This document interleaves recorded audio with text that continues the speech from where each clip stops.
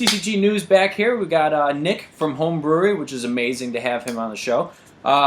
Pretty much, I'm just going to ask you a few questions here, Nick, and what's going to happen is, just going to have your listeners hear your answers and try to get you some exposure and helps everybody else out, just kind of getting kind of feedback from you and your inspirations and influences and things like that. And pretty much just tell us a little bit about yourself.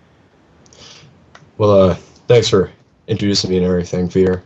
Definitely, and obviously I love your channel and whatnot, but yeah, I am 19.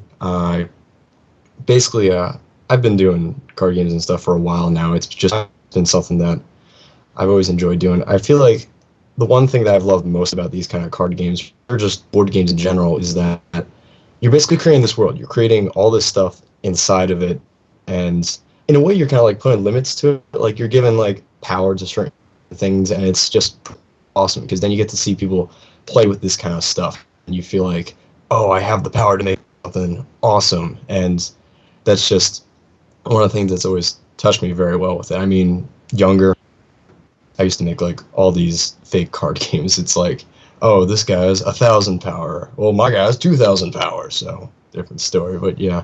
So that's a very, what is it, like tip of the iceberg introduction about me and kind of like where I come from. But yeah, so. Sweet. No, I totally agree with you as well. I feel like in the long run that's kind of how it is. Like I can do stuff that I normally can't physically do, and that's one of the things with board games and card games. It takes you out of that technological world and puts you more in somewhere where you can actually use your imagination and bring you into something that you can actually do. Exactly. All right. So what was your earliest memory of like any kind of TCGs or board games or things like that? My earliest memory, I'd definitely say, well, like just card games, board games in general, was Pokemon. Pokemon was where it started off. I mean, my brother and I used to collect the cards all the time. Neither of us knew how to play the game, but that was beside the point. We just loved the art and stuff. Later down the line, I got a little into Yu-Gi-Oh! I'm not really into it anymore. Magic, I played for a little bit, but aside from that, I started into like other board game stuff like that. I love Dungeons and Dragons. I love the role play. It's so much fun. I was a dungeon master for a few campaigns before, but I also played games like Settlers of Catan, which is one of those out there, and basically things down that line where you get to like immerse yourself into it. And then obviously like Monopoly, Connect Four, all that kind of stuff. That's more so just like a hobby thing with the family. But yeah. I'm kind of on the same level. Pokemon is where I started, and that's where the whole entire world just opened up to me. So what are some of the TCGs that you pretty much just played growing up? Like you've already mentioned Pokemon and a lot of those other things. Are there any like board games that you did like at a younger age that kind of inspired you? I definitely say in a weird way, I guess you could say Life, just because it's like it's a simple game. Like kids can learn it. People who are growing up, and it's just like you kind of immerse yourself a little. Or even like I said before, Monopoly, like that was a little later down the line because Monopoly can be a little more confusing, but it's more so like you're taking the role of something and you have to work with that role, and in order to beat the game you have to work with that role as best you can. And then even later down the line, once like I was able to like understand more complex games, that's where games like D&D came in, where it's like, or Dungeons and Dragons I should say, where it's like there's this entire world and you have to work with what you can, like with the resources you have, and make what you can of it. So being in Home Brewery, how many of you guys, I know that you do a lot of the artwork and stuff, but how many guys do you have in your clan, I guess you could say? Well, basically just like a little real quick about us. It's basically a group of close friends I've had. Like one or two of them were people I've known for a very long time, and then like there are two or three, so we have about like 4 to 5 people total working in it. I'm the guy who's like the main guy in charge of the channel. Like I'm responsible for editing the videos. I do a bit of the artwork, but not all of it. My one friend whose name is James, he is an amazing artist. Like he knows anatomy and whatnot, but obviously since Clash on Clashington was the first game we introduced, a little more cartoony. Some of my cards, like at least the more recent cards, like the artwork in the bottom right, you'll have like this weird signature. The ones with that weird signature are the ones that he drew. I just put them into illustrate and work from there. Some of my other friends include my friend Daryl, who's more so of a play tester. I've known him since about in high school, and I mean I'm in college right now, like freshman year. And then I have my one other Nikki. He was someone I knew for a while, but he's more so just a play tester because he's a pretty busy guy. And then my one final friend, whose name is Matt, and he's really into writing stories. So he's actually been working on something a little special for Clash. Let's just look at that. But yeah, so. Nice. No, I'm looking forward to that. Yeah, no, Clash on Clashington. Your channel pretty much opened my eyes to a lot of other TCG artists or even game artists out there. And I mean, being a printable card game, that's amazing. Just because anybody can just pretty much go to your guys' site and print off cards and the cards that they want, maybe some that they want to try later on down the line. And I think that's really unique and awesome. I mean, I think there's a couple other guys that are trying that. Yeah, what was it? Like, it's been very tedious, to say the least, just because it's like, we get everything set up, and then it's like, uh-oh, we need to fix the card. Go into Photoshop, fix it, like, export it, do all this stuff, but it's been definitely worth it. And I completely appreciate the other TCG creators out there who have been doing the same, just because it's like, we get exposed to your game. We actually get to play your game, and that's awesome. And we're more than happy to give you guys input because of it. And it's just great to see that people are willing to be so generous in that way, and are willing to let other people basically experience these kind of games. I completely and wholeheartedly agree with that, because that's definitely a really cool and unique way of pretty much projecting your games and then really giving your games to other people out there. And I can only imagine how much work it is to kind of keep up on all that. Are there any games currently that actually influence the way Clash on Clash? I don't know any other games that are like Clash, which is really cool, because the way that you have each Clashington set up, you pretty much have 3 different groups that you're controlling, and I really like that about your game. Is there anything that influenced you to have that idea? I guess you could say like the art style is very similar. Like, I usually say is very similar to like Adventure Time, but moreover, we wanted to try to break from that, get our new idea. But obviously, like, some of the characters are inspired off of previous designs from things like what is it? Some things like are extremely out there. Like, the farmers can be based off of like the Keebler elves, or even if you ever played like Pikmin before Olimar, that kind of look.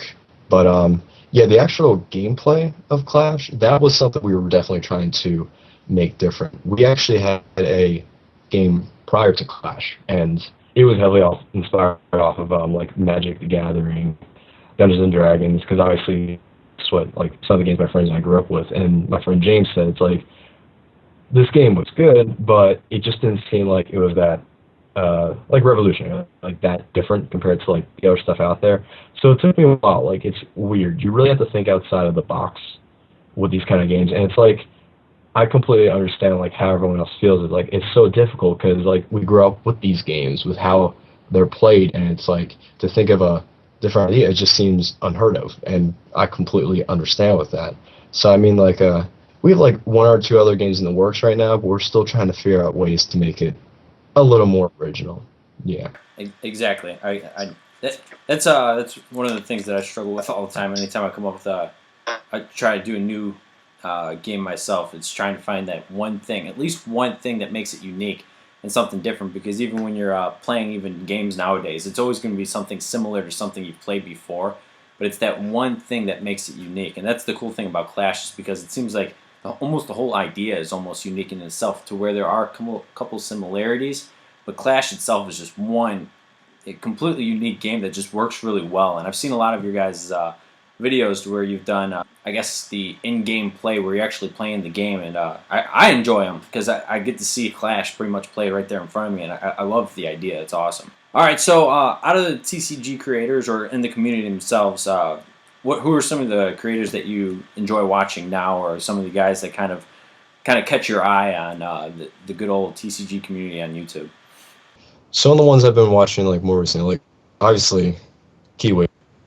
He was like one of the main big stars of it all, and he was one of the guys, like one of the first people I started watching, and I loved watching his videos. It was just like nice to see how they developed over time. But including Kiwi, I've also been watching people like I've been watching Red Penguin. I've been seeing his whole like RPG kind of style, his game the Odyssey, and really interesting to say the least. I like listening to like the stuff Rob has been thinking up. I like how going along with that. I've been obviously like watching your stuff. I like Spellbook. Spellbook is a game that's been standing out for me. It has a lot of potential, and you could do quite a bit with it. Another guy I saw, his name is I believe Leandro Tokarevsky. I apologize if I mispronounced that. His whole "Let's Make a Trading Card Game" series, and just like how he draws, I'm thinking a tablet soon enough as well, just because like he does such a great job, and he's been getting like a decent amount of input. But yeah, him, Kiwi, and then Red Penguin, and then let's just take a look around. A little bit of ICCS Sunlord, definitely. He's been around for a while. The Dimensions of Climac, I've been really interested in watching that. And there's obviously a few others that I'd love to mention, but I have like a humongous list here. But yeah, those are like some of the biggies, and I've been watching some other people as well. But yeah, like for everybody out there who's been making the card games, keep on doing it. Don't lose your inspiration. You have like great ideas going around, and honestly, like don't worry about if your ideas original or not. Just think about like if people are enjoying this, if I'm enjoying this, that's what matters. Like if people are watching this and they enjoy it, and if I'm making it and I enjoy it, that's what matters the most. Because like me, I know like I've obviously wanted to like really stress like how Clash, or at least like makes Clash more original, but that's just my own personal preference. That's what I wanted to make it. But yeah, so it's like basically as long as you're happy with what you do and other people are happy with it, then that's something that you've made. I completely agree with you, and that's why I always I strive to pretty much just strive for everybody to just stay creative, and that's the thing that pretty much I think all of us can all relate to, because all of us enjoy what we're doing. All of us like the cards and games and all these things that we make, and that's what keeps us going, whether it's original or not. I mean, I don't care if it's a stolen idea almost. As long as you enjoy what you actually like doing, who cares? I mean, you're not selling it. You just love the fact that you're making it, which is awesome. What is it about the games that you make keep your interest? What is it that keeps you going? Basically just the fact that it's like making these characters, making this interesting like way how they interact with one another, and seeing people play things out. Like I see people like play Clash on Clash, and I just hear them say it's like, oh, here's my Potato Master. No one can outrank the Potato Master. And I'm just like, it's just funny to hear that kind of stuff. And it's like, oh, this just got back-catapulted, or oh, this just happened there. And it's just awesome because people are interacting with your world in a way where everyone can interact with it and everyone can agree with it, because it has its own like unique rules to it.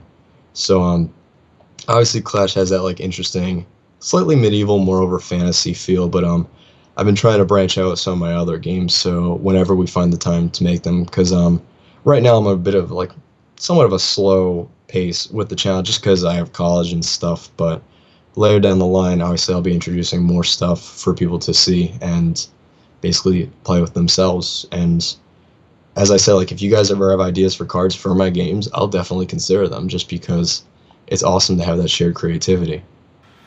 All right, so the next question that leads me up, because the names of your cards are so cleverly named. I don't know if it's you or somebody else, but some of those names are hilarious. I think that's part of the reason why I love watching your guys' videos, because it's just like I'm waiting for the next hilarious card to come up. It's just like, all right, yep, that one was it. So who comes up with it, or is it a collaboration of you guys?